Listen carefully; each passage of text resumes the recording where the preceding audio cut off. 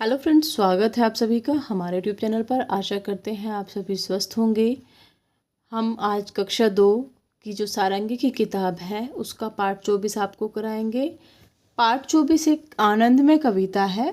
आनंद में कविता जो है उसका नाम है गिरे ताल में चंदा मामा।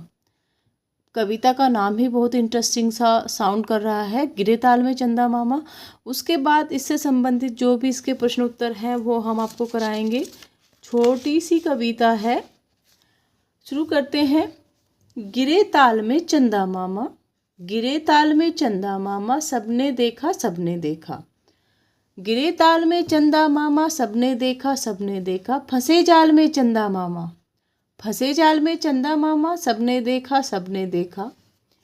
सबने देखा एक अचंबा, मछुआरे ने जाल समेटा। सबने देखा एक अचंबा, मछुआरे ने जाल समेटा। कहीं न थे चंदा मामा, कहीं न थे चंदा मामा, कहाँ गए जी चंदा मामा। छोटी सी कविता है। अब देखिए शब्दों का खेल।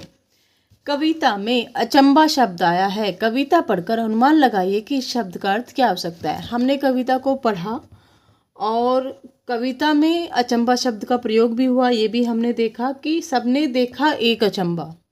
कविता के अंदर एक पंक्ति है, सबने देखा एक अचंबा, तो आपको उसका अर्थ बताना है। अचंबा का मतलब होता है आश्चर्य, मतलब कुछ अलग ही चीज हो गई। तो अचंबा का जो अर्थ होता है आश्चर्य। नीचे दिए गए किस वाक्य में अचंबा शब्द का सही प्रयोग हुआ है। यह देखकर अचंबा हुआ कि सूरज प्रकाश देता है। यह कोई अचंबे वाली बात नहीं, सूरज प्रकाश ही देता है और रोज देता है। यह देखकर अचंबा हुआ कि चांद रात में दिखता है। यह भी कोई अचंबे की बात नहीं है कि चांद रात में दिखता है, चांद रात में ही दिखता है। यह देखकर अचंबा हुआ कि आधे मैदान में बारिश हुई और आधा सूखा था। यह अचंबे वाली बात है। जब एक मैदान है, मैदान में पूरे में बारिश होनी चाहिए थी, पर अचंबा इस बात पर हो रहा है कि आधे मैदान में तो बारिश हुई है और आधे मैदान में बारिश नहीं हुई है। तो यह वाक्य यहाँ पे अचंबा शब्द का सही प्रयोग हुआ है।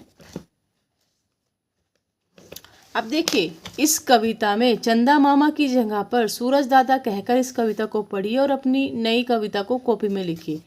देखिए जो कविता है गिरे ताल में चंदा मामा, उसकी जगह पे जहाँ पे आपका सूरज दादा कहकर आपको पढ़ना है। देखो गिरे ताल में सूरज दादा, और उसे आपको अपनी कॉपी में भी लिखना है। गिरे ताल में सूरज दादा, गिरे ताल में सूरज दादा, सबने देखा सबने देखा।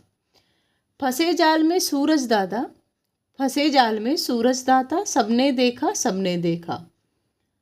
सबने देखा एक अचंबा, सबने देखा एक अचंबा, मछुआरे ने जाल समेटा। कहीं नहीं थे सूरज दादा, कहीं नहीं थे सूरज दादा, कहाँ गए जी सूरज दादा। उसमें आपको ज़्यादा कुछ नहीं करना है। जो आपको कविता दी गई है उसी में ही चंदा मामा की जगह पे आपको सूरज दादा लिख देना है और उसे ही आपको बच्चों से कॉपी में लिखवाना है। मिलकर पढ़िए। चांद की रोटी, यहाँ पे एक चित्र दिया गया है। ये एक मछली दिखाई गई है और ये एक चांद का जो परछाई होती है वो दिखाई दी है। चांद की रोटी पानी में आई। चांद की रोटी पानी में आने का मतलब ये है कि चांद की परछाई पानी में आई है। मछली फिर भी खा ना पाई, मछली फिर भी खा ना पाई। तो ये एक पहेली के तौर पे भी आप बच्चों से पूछ सकते हैं। तो दोबारा देखते हैं। चांद की रोटी पानी में आई, मछली फिर भी खा ना पाई। अब देखिए, सोचिए और लिखिए। चांद की रोटी किसे कहा गया है।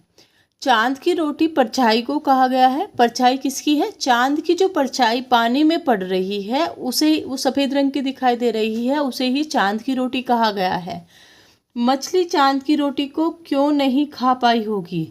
देखिए परछाई जो होती है वो वास्तविक नहीं होती है, वो छाया बोलते हैं ना, छाया होती है। तो वह वास्तविक रोटी नहीं थी, परछाई थी, इसलिए मछली नहीं खा पाई। जो चांद की रोटी कहा गया है जिसे, वह परछाई थी, वह वास्तविक तो थी नहीं, वह सिर्फ एक छाया थी यानी कि परछाई थी। अब जो वास्तविक चीज़ हो मछली उसे ही तो खा पाएगी ना, वो तो एक छाया थी, परछाई थी, तो उसे मछली नहीं खा पाएगी। आशा करते हैं वीडियो आपके लिए काफ़ी हेल्पफुल रहा होगा। और अगर आपको वीडियो में कोई भी डाउट है या आपको वीडियो में कुछ सजेशन देना है तो आप कमेंट बॉक्स में हमें लिखकर बताइएगा। वीडियो को लाइक कीजिएगा, अपने दोस्तों के साथ ज़्यादा से ज़्यादा शेयर कीजिएगा, चैनल को सब्सक्राइब कीजिएगा और इस चैनल पर आपको प्लेलिस्ट मिल जाएगी। आपको आनंदमय गणित की जो वर्क बुक है या फिर इंग्लिश की कुछ वर्क बुक है और हिंदी की जो वर्क बुक है या हिंदी कक्षा 1 और 2 की, तो आप जाके प्लेलिस्ट भी चेक कर सकते हैं। धन्यवाद।